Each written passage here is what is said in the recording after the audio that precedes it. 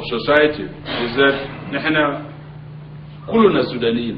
We are all Sudanese, whether we are of Arab origin or of African origin. نحن كلنا Sudanese. Shouldn't this insistence on our Arabness? Let us become Sudanese. What is wrong with this?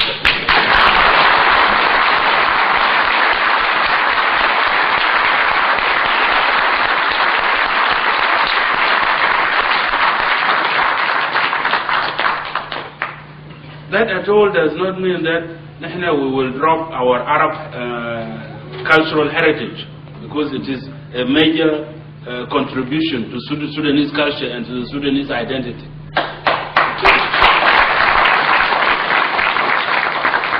That does not mean we drop Islam, because Islam is a Sudanese religion. Let us first and foremost accept ourselves as Sudanese.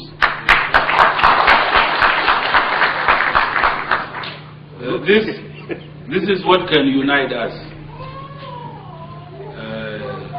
Al-Uruba cannot unite us. Africanism that is opposed to Uruba cannot unite us. Islam cannot unite us. Christianity cannot unite us, but Sudanism can unite us, because it is the common cause.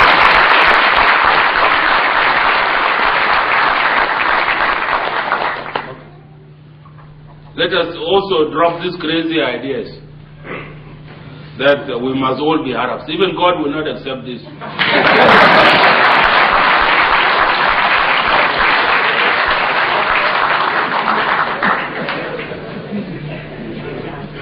In His infinite wisdom, it is this same God that made the Arabs, that made the Nuba, that made the Fur, that made the Dinka, that made the Nubians, that made the Bija, that made the Shuluk, that made all the 500 different ethnic groups in the Sudan. And who is this to amend God's creation? The amendment. This person. Zola Biamul amendment, I would say, is against God.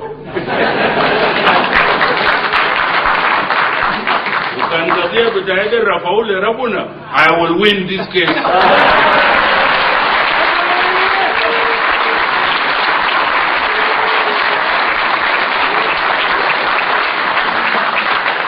Wallahi lazim.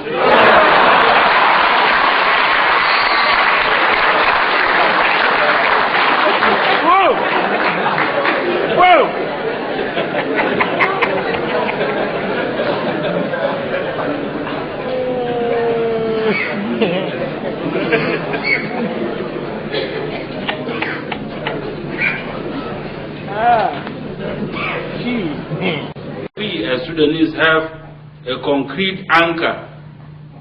We have an anchor in history. Is our mind that anchor in history? Then you are a nobody, and whatever you are doing will come to nothing. لكن عندنا حدود حقيقي في التاريخ. We go back a long ways, and sometimes it is necessary to go back in order to go forward. And we need to make this exercise in the Sudan so that we can find our bearings. Because if you don't have a past, then you cannot possibly have a future. But then we do not fall from the sky. We have been here all along. There is also a series of books, The General History of Africa by UNESCO, volumes 1 to 7. Volume 2 covers the Nile Valley and the Horn of Africa. I recommend that you read, you acquire and read this book. It's by UNESCO, and it is authoritative. It has lots of research. I also recommend that you read a lot about ancient Egypt, which is very much interconnected with the Sudan. We have a long history. Peoples and kingdoms have lived, thrived, and disappeared in the geographical area now that constitutes the present Sudan. Yet, and despite all this wealth of historical evidence, the present and previous rulers in Khartoum present a false picture of our country, as if the Sudan started with them, and as if the history and reality of the Sudan consists only of specific parameters, Arabism and Islamism. We are much bigger than that.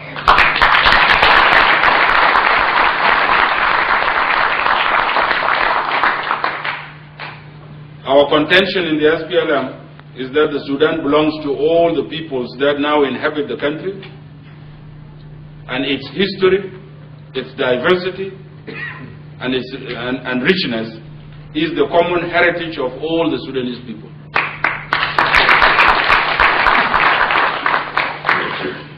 It is important to establish this firm anchor in history and to affirm that the Sudan and we, the Sudanese, are indeed a historical people. And so let no one push you off the rails of history.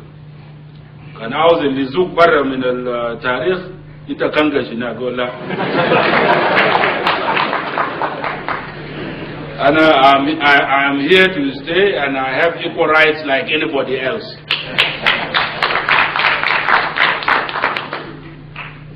This is, I have called this historical diversity. And it is very rich. We should, our academicians, our scholars should have museum min al-study. We should have interdisciplinary teams from various disciplines to study our languages. Because there's a lot of commonality. We articulated our objective as the achievement of the new Sudan, a new Sudanese political dispensation, and that this new Sudanese political dispensation cannot be forced on people. It must be voluntary, and therefore in our literature we have what we call voluntary unity of the country. That is where the issue of the right of self-determination comes in, and it is important that this be put in its proper context. The right of self-determination, and it has concerned many northerners, that this will bring disunity, that it will bring separation. And I say quite categorically, yes, it can bring separation if the new Sudan is not achieved. Nobody would accept to be a second-class citizen in his or her own country. And so, unless we achieve a new Sudanese political dispensation, a new Sudan that belongs to all of us equally, in which we are equal stakeholders, then why should I remain in a country where I'm called Abid? No, I will not. But then, let us therefore take the bull by the horns and change the Sudan so that it belongs to all of us, so that it remains united. Otherwise,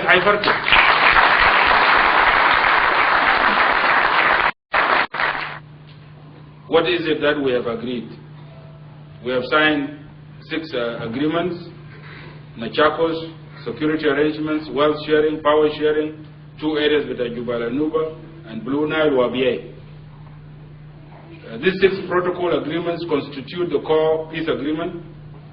And so we can actually say that we have reached a peace agreement. We are left only with 2 issues: a comprehensive ceasefire and implementation modalities, which will be annexes.